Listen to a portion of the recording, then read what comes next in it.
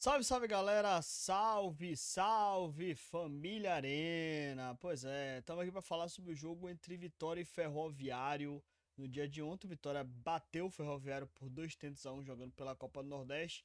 É líder do grupo A da Copa do Nordeste com 7 pontos conquistados. Aí o Fortaleza e o Sport tem 6 pontos, são o segundo e terceiro colocado respectivamente. E o Vitória mantém a sua invencibilidade na temporada e ao longo já de praticamente temporadas de 10 jogos, mais 5 jogos da temporada anterior, totalizando em 15 jogos de invencibilidade. Ou seja, o carpinismo está em alta no Barradão. Mas precisamos falar sobre esse Vitória e Ferroviário, que foi um jogo de algumas coisas interessantes, né? Então vou falar sobre isso, vou dar minha opinião e eu quero ouvir também a sua opinião depois que eu acabar esse vídeo. Mas antes, toca no joinha, se inscreve no canal, ativa as notificações. Estamos aí já com quase 27.500, então eu quero ter você aqui no canal para ver mais conteúdos a respeito do Esporte Clube Vitória. O Vitória venceu o Ferroviário por 2-1. O primeiro gol marcado pelo volante Baralhas e o segundo gol marcado pelo atacante Mosquito, ele mesmo, golfóbico. Ontem marcou um belíssimo gol, inclusive, marcando o segundo gol rubro-negro, e o Alãozinho acabou diminuindo para o Ferroviário. Foi um resultado de certo ponto positivo para o Vitória. Afinal de contas, somou mais 3 pontos. O grande objetivo do primeiro semestre é a Copa do Nordeste, então quanto mais o Vitória vence, mais próximo ele se torna desse objetivo. Primeiro desclassificar, depois brigar pelo título. No jogo de ontem, o técnico Carpini falou na coletiva do jogo contra o Porto que iria mandar a campo um time titular. E ele realmente mandou. O time entrou em campo com Arcanjo no gol, Cáceres na lateral direita, Neres, Wagner, Leonardo e Hugo.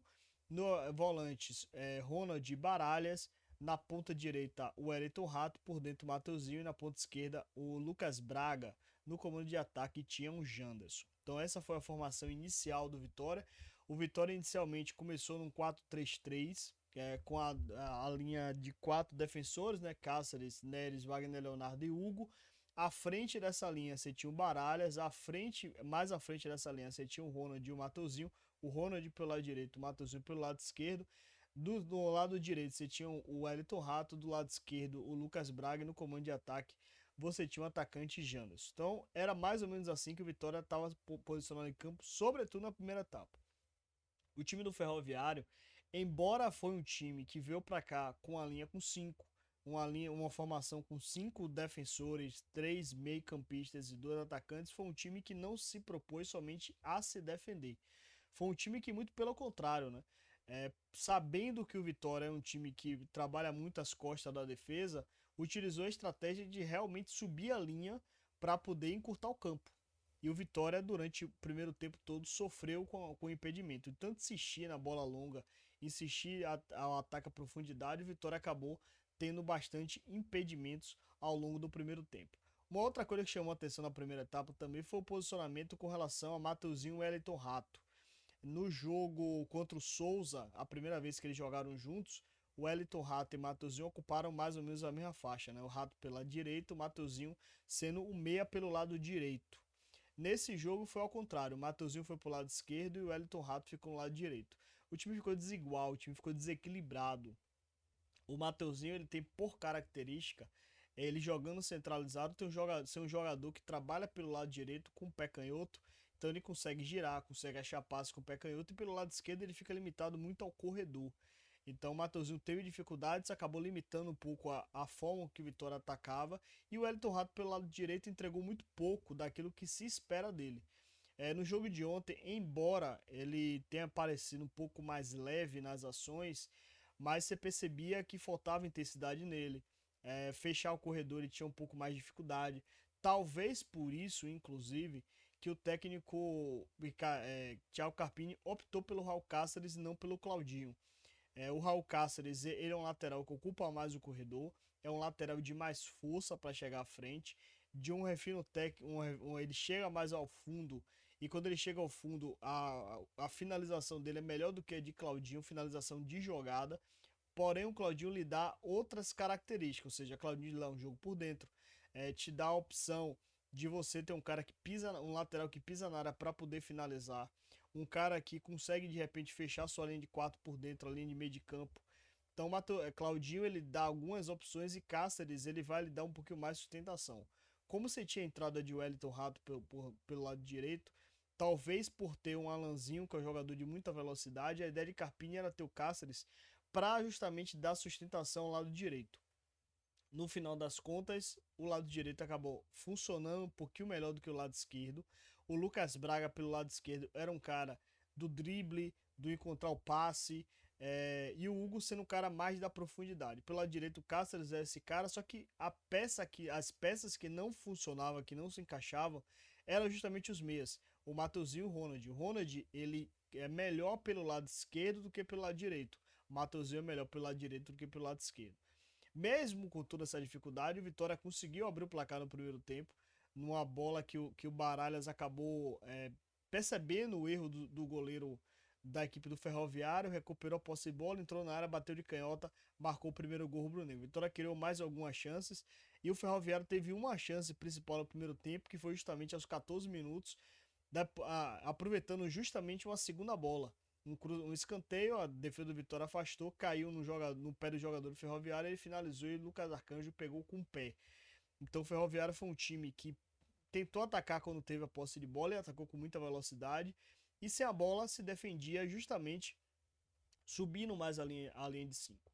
No segundo tempo, o Carpini mudou completamente a formação, fazendo 3 alterações. 2 alterações foram alterações 6 por meia dúzia, né? Ou seja, tirou o Ronald, colocou o Val Soares, tirou o Janderson, botou o Claudinho. A mudança do Matheusinho mudou completamente a estrutura tática do Vitória. Se no primeiro tempo foi 4-3-3, no segundo tempo foi um 4-4-2. Manteve-se a linha de 4. Os dois volantes foram Baralhas e o Val Soares. Na ponta direita, o Wellington Rato. Na esquerda, Lucas Braga. No ataque, Fabri e Carlinhos. Isso mudou a forma que o Vitória atacava e também dificultou a vida para o Ferroviário. Com somente um homem na frente, embora o Vitória pesasse muito a área, a zaga do Ferroviário tinha sempre alguém sobrando ali. Com 2, não. Com 2 você tinha muita gente ali entre linhas, você tinha basicamente 4, 5 jogadores do Vitória pisando na área. Isso dificultou um pouquinho mais para o Ferroviário. Só que o jogo ele acabou se tornando um jogo de trocação muito rápido.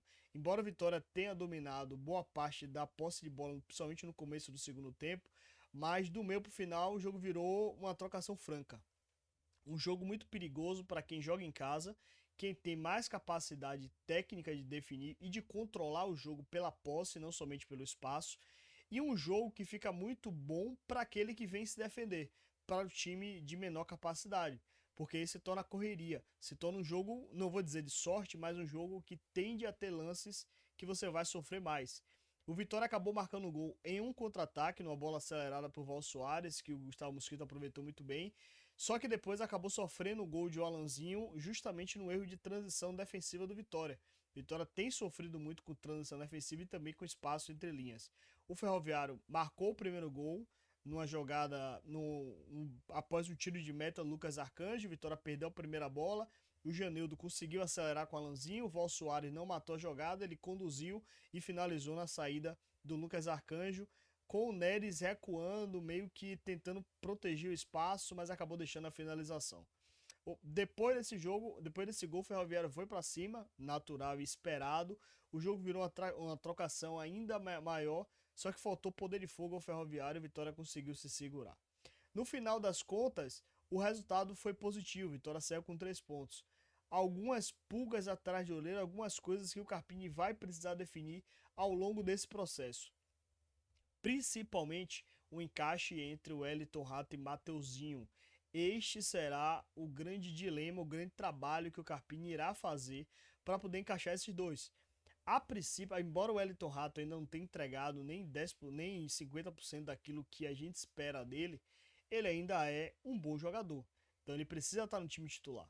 Então você precisa encaixar. Como é que vai encaixar essa dinâmica de Matheusinho e Rato? Matheusinho vem para a ponta e Rato vem para o meio?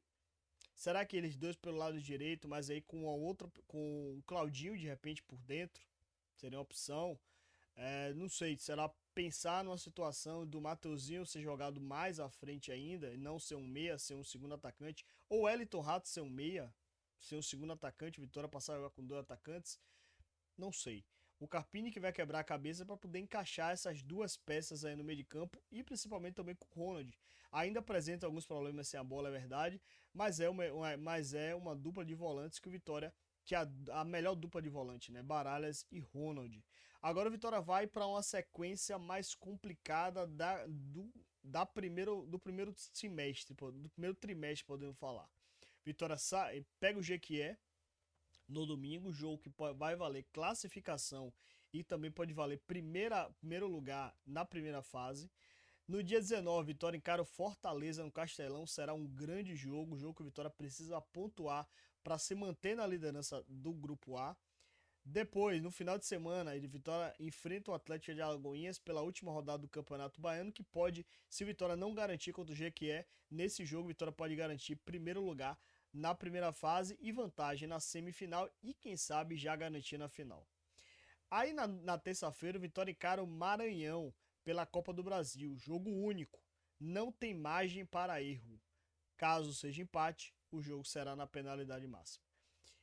E no final de semana, no dia 1º, Vitória encara o primeiro jogo da semifinal, que provavelmente será no interior. Ou seja, Vitória vai para, depois de passar quatro jogos no Barradão, Vitória vai agora para uma sequência de 4 jogos fora do Barradão. Sem muito tempo para treinar, com pouco espaço, com pouca margem para poder negociar, já que serão jogos decisivos. Aí sim esse time será colocado à prova ainda mais. E tomara que Carpini aplique a sua própria filosofia. Se não der para vencer, pontua. E assim vai conduzindo este Vitória de Thiago Carpini. E você, o que é que você achou a respeito de Vitória e Ferroviário? O que é que você está achando desse Vitória na temporada e dessa sequência que vem pela frente? Quero saber sua opinião agora, comenta aqui embaixo, já deixa o like se você não deixou, já se inscreve no canal se você não for inscrito, compartilha, hype esse vídeo, ajuda a gente a crescer ainda mais. Já fui, galera, até a próxima.